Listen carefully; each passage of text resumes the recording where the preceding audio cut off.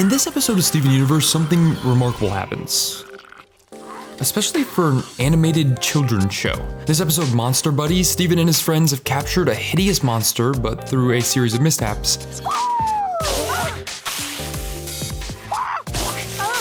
Steven, you can't just... Steven sets it free. And this is a really gross and kind of disgusting creature. It has this nasty little beak and it literally drools acid. On paper, there is nothing redeemable about this thing, superficially especially. But now, where most characters in a superhero action show would find a way to fight this thing and win the day by punching it into the sun, Steven doesn't. He wants to be its friend. He wants to know where it's coming from. Imagine if an alien, Ellen Ripley, tried to get to know the xenomorph.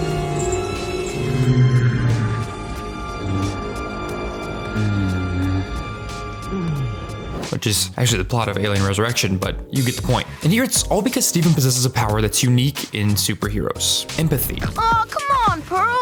She can help us on, like, missions and stuff. Oh no, out of the question. Sure, he can generate force fields and astrally project himself, but his greatest power is seeing humanity in what most people would consider, well, monstrous. Wait, don't!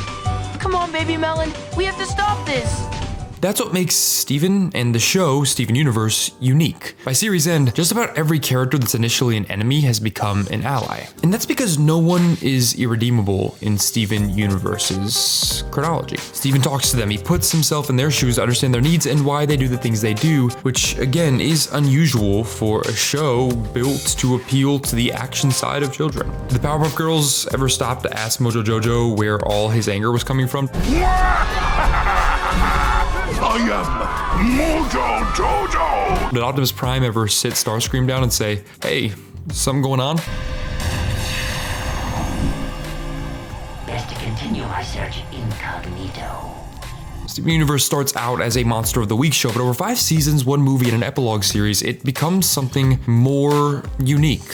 Something that strikes a chord that most shows don't even attempt to approach. It tells an epic story with a deep mythology that spans galaxies. Sure, it has fun songs,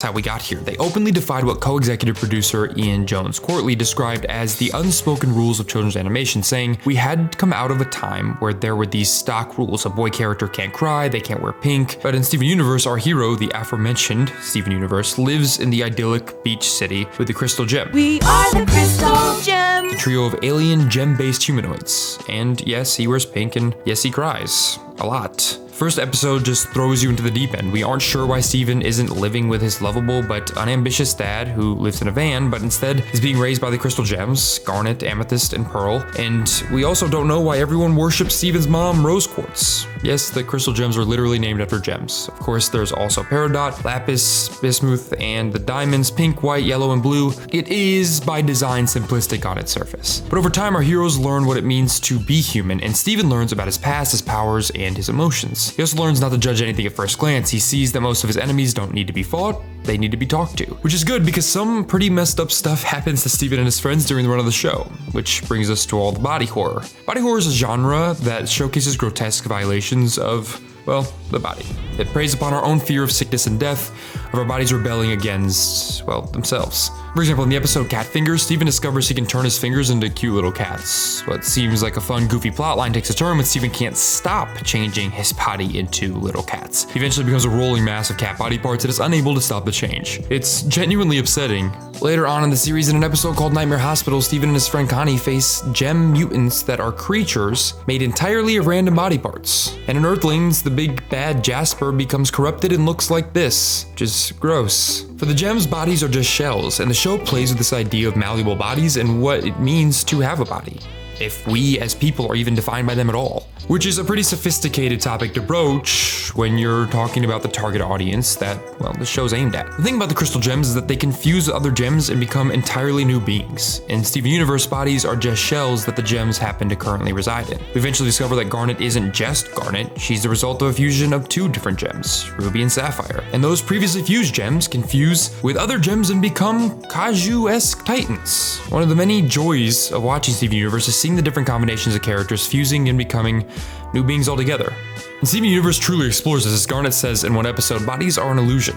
It's an embodiment of that simplistic idea and fun, finding true meaning. Take Tiger Billionaire. Steven discovers that Amethyst has been posing as a wrestler, a male wrestler. Steven doesn't stop and say, oh, but you're a girl, like a show, well, may traditionally do. It's just accepted that Amethyst can reside in whatever body she wants for whatever reason she wants. Steven and his best friend Connie merge and become the non-binary character Stevani. Does anyone ever stop and say, but look at these two people in one body, one's a boy and one's a girl, there are rules. Steven Universe isn't concerned with any societal conceptions of, well, anything we traditionally look at or look to for conversation. It just kind of walks away and says who cares. In Steven Universe, these kinds of things, whether it's non-binary characters or gender, it's just another part of this world's tapestry.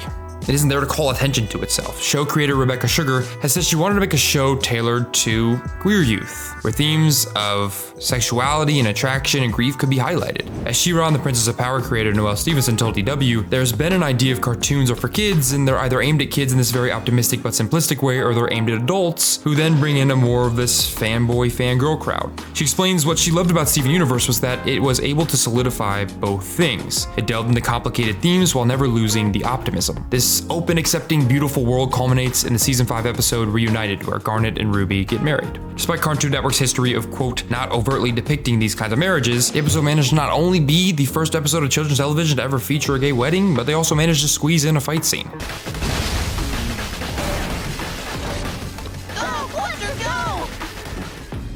In the epilogue series Steven Universe Future, Steven learns that he ultimately has to use his powers on himself. That, as creator Sugar says, you really have to care about yourself in order to care about the people around you. Steven Universe is special because it's a show that finds something special in everything it talks about and everyone it puts within its screens. And if you apply the same level of passion in your work or your writing or whatever it is to your characters, ideally that passion jumps off of them as well. And Steven Universe is the perfect example of people who cared creating people who care. Maybe that's a good lesson for any artist in general. There are many reasons to fuse. Yeah, but what's the best reason to fuse? That's easy. The best reason is Well guys, that's it for today's episode. If you enjoyed this video, press the like button. If you haven't yet done so, also hit subscribe. If you look down in the description, you can see all the credits for this video, the writer, the editor, and of course me, the voice. And hopefully I will see you guys in the next video.